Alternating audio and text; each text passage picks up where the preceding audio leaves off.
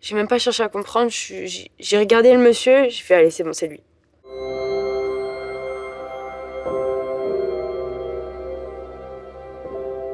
C'était à Théoul-sur-Mer, le premier jour de mes vacances.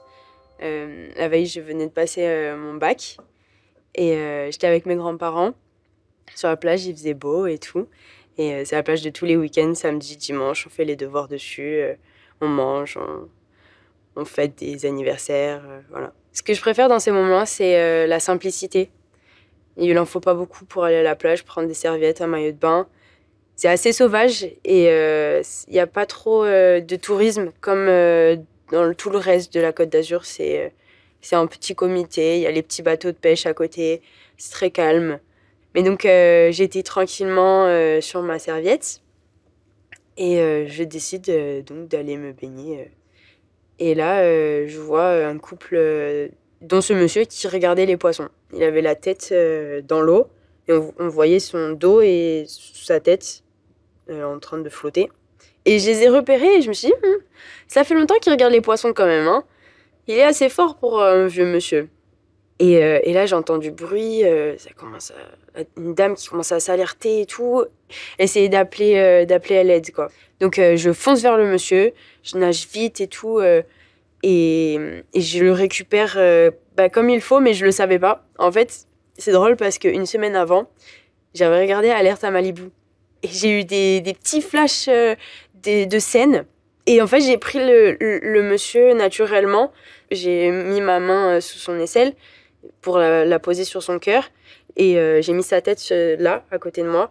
J'ai vraiment utilisé toute ma force pour aller au plus vite jusqu'à la plage pour qu'il soit pris en charge. Et là, il y a tout le monde qui est arrivé.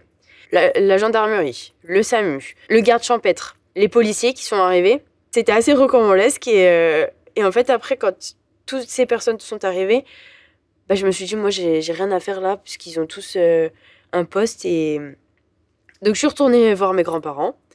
Et là, il me dit, mais c'est toi qui a ramené le monsieur? J'ai dit, ouais, c'est moi. Et après, je me suis assise et ma grand-mère m'a servi un verre d'eau. Elle m'a dit, ça va?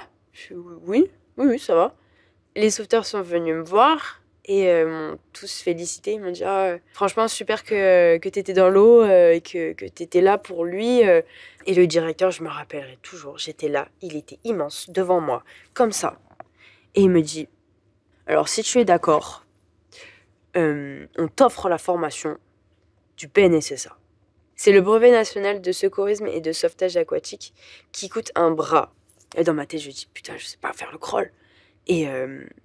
Et là, ma grand-mère, derrière moi, elle me fait comme ça dans le dos.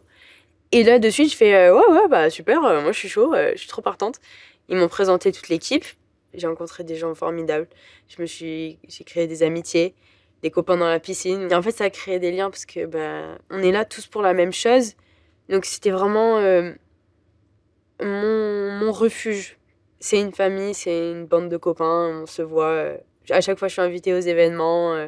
C'est ma bande de secouristes, ouais.